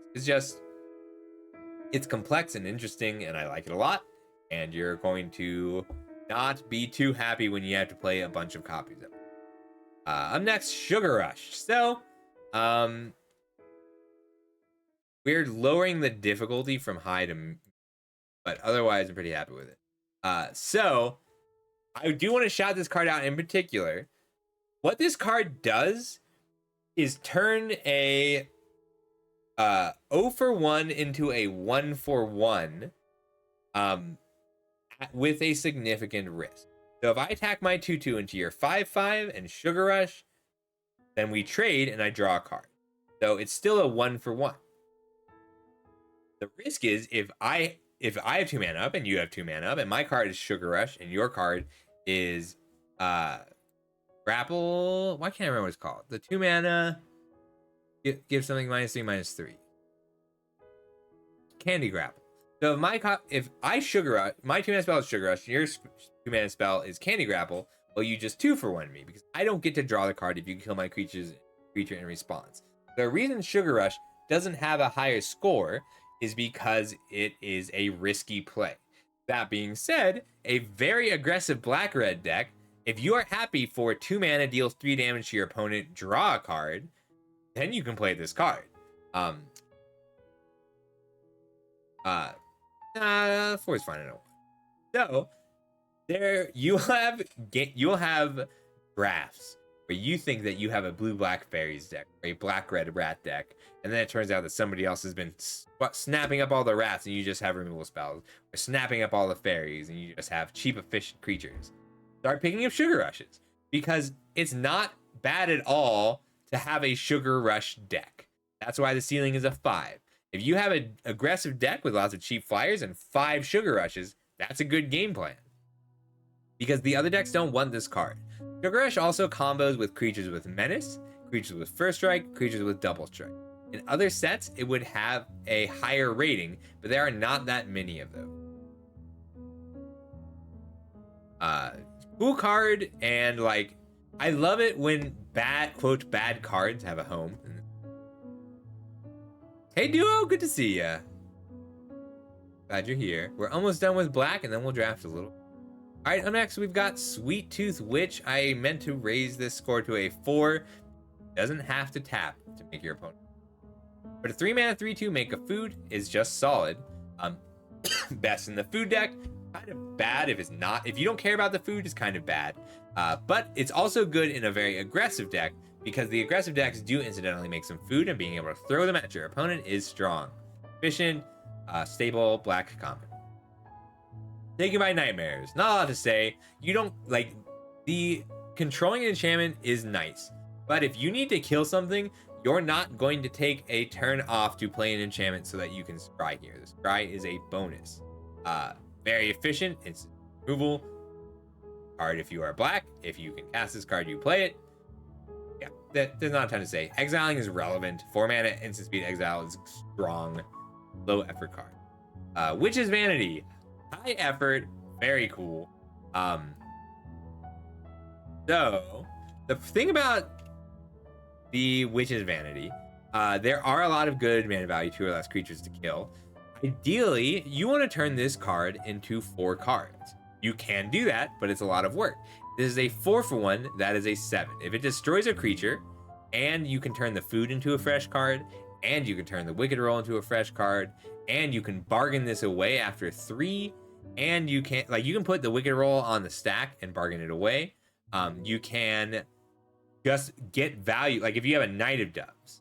So if you have a Knight of Doves in play, you kill your opponent's Knight of Doves, you make a food, your Knight of Doves makes a bird and takes a Wicked Roll on. There's so many ways to pull extra value out of this card. It is difficult to do it in the moment, but yeah, just what a grindy, cool card. I should be raising the effort. I'm gonna raise it's medium effort, because the thing is, it's high effort to get all 4 cards out of it, but you will usually get to destroy a creature and then turn the sacrifice or the food or the Wicked Roll into a fresh card, and then it's a 2-mana 2-for-1. So it's okay to not get all 4 cards worth of value out of this. If you can get 2 cards worth of value out of it, you still play. Exactly, Kuro. The food is cool because, like, this card is so cool. I love this card. So removal spell, easy. You play it when you can kill something. But like, the food is banked. You have the food, you can turn that into a card much later in the game, but it doesn't do much in the moment. The Wicked Roll, you need to have a creature that wields a Wicked Roll right now on chapter 3, but you have 2 turns to prepare to put that Wicked Roll creature out. And then the bargain, you need on your draw step, the turn you hit 3, you have multiple turns to put something out that cares about you sacrificing an enchantment. The rhythm on this card is just all over the place. Like, this is a piece of jazz on this. Like, this saga is a jazz song, and you have to hit your beats. So cool. I like, this is so simple and yet so complex and well designed. Just beautiful. All right, up to a 4. Sorry, this card excites me. All right, Twisted Sewer Witch. Playable everywhere. Busted in the rat deck. If you make 1 rat with a Wicked roll that's 5 mana for a 5/6 worth of stats, even though 2 of it can't block, if you put 3 Wicked rolls out, you're gonna win that game. This is the best finisher for the rat deck, and if you are a rat deck in pack 3, you'll take this over a lot of the rare rat cards. I didn't even remember fanboying about it, Kuro. I just said the same things, I guess, again. But yeah, this card is the best card for the rat deck and is playable everywhere. Oh my god, for real, Kuro. Like, if you have 2 copies of Twisted Sewer Witch and no other rat cards, then the first one makes a rat and puts a Wicked roll on it. The second one makes a rat and puts 2 Wicked rolls out and kills the first Wicked roll, and your opponent loses a life. Like, the thing is, if you have 5 rats out and put 5 Wicked rolls on stuff and then attack for 10, your opponent can't. It's harder to block the rats because they're all 2/2s, and then all the rats die and they lose a life anyway. What a finisher. All right, up next we got Vampiric Rites. Floor of 3, ceiling of 7. This is one of the only repeatable sack outlets in this set, and it's in the Fabled collections. So, like, I will often first pick this card because it means suddenly every threaten we have is good. Like, this card, it makes there are 2 threatens in the set. This card makes them both great, and they're not great without it. But even just eating rats for value is really good. Like, this card is worth first picking and building around. And I'll take it late if I'm black. But like, that floor of a 3, that's if you're just using it to hold up mana because your opponent, you can respond to removal spells. I like that, Beard. It does a Gary impression. Like, you need to be a rat deck for it to do a Gary impression. But it's a good one, and it's got, like, at its core, this is a 5 mana 5/6. Which, with a relevant aura, a relevant body, spread out across 2 bodies. This is good. This card's really good. I'm really surprised it's a 3/4 and not like a 3/2. Yeah, but Vampiric Rites is a very strong build around. I think I don't know about, I haven't seen all of the Fable collections, but every uncommon Fable collection is a really cool build around. I love it. I want every bonus sheet to be as good as this. Voracious Vermin.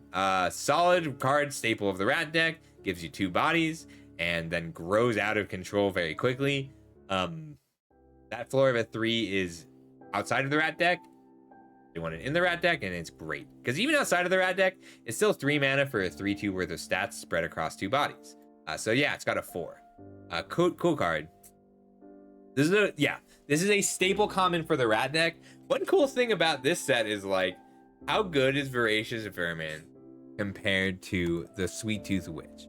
They're very similar cards. They're both 3/2 worth of stats. One makes a food and drains. One makes a rat and grows. And, like, the fact that I can be next to you and we can both look at the pack and want a different common very highly out of it means that this is a good draft. There's very few cards that, like, every deck in a given color wants. I love that. All right, up next we've got Warehouse Tabby. Very efficient 1-drop. You want it in the rat deck. That ceiling of a 6 is, like, this is really good in the rat deck and really good in the enchantment deck. Very bad in the rogues. It's really bad in fairies and bad in food. Is good in 2 of the main black archetypes. So if you are in any of those archetypes, grab it. All right, and last and close to least is Wicked Visitor. The problem with Wicked Visitor is, like, it's just outclassed by the other 2-drops. Like, I would take a Warehouse Tabby over Wicked Visitor in enchantment deck because Warehouse Tabby blocks better. There might be an aggressive rolls deck that wants to stack Wicked Visitors, and you can stack Wicked Visitors, so people will take this card a little high at the beginning. Oh my god, that would be so cool. So people will take Wicked Visitors more than they should early on. Don't fall into the trap. If your opponent, if you have like 4 of these and there has to be a rare that I haven't seen that is like at the beginning of your upkeep, make a roll, or tap, make a roll. And then you can turn Wicked Visitor into a real card. But in a vacuum, this card does not do enough. And with the commons and uncommons, this card does not do enough. It's playable, but you're not happy to play it, and even then, only in the Enchantress state. You'll play it sometimes because you need a 2-mana 2/2. You need 2 drops, but not that. Oh my god, I hate that. That scares me so badly as Child Troy. Okay, everybody, that is it for tonight's set review. Tomorrow morning or possibly in the afternoon, I'm going to see how much I can do tonight. We will be finishing up before early access with the last 2 colors, red and green. I have to do something quick in the morning. Early access starts tomorrow at 11 a.m. my time. That is 12 hours and 45 minutes from now. I will be in Wilds of Eldraine early access. I will be drafting every archetype that I can, and we are just going to be trying different things out. So tomorrow morning, set review, followed by the rest of Eldraine early access. Oh, I'm really excited. This set looks so much fun to draft. I'm going to mostly be drafting. I might test out 1 standard deck, and I might couple seal just so that we can talk about the pre-release. But pretty much all day I'm going to be drafting Eldraine to either 5 wins or 3 losses, and I hope you'll be able to make it. That is it for the set review coming. And what I'm going to do now is stop the stream for just a moment, restart it with some MTG Arena, because I need to hit Mythic. I'm Mythic like 290. I need to hit 250. I didn't realize I actually had time. Yukuro, I will. Sweet. All right, be right back.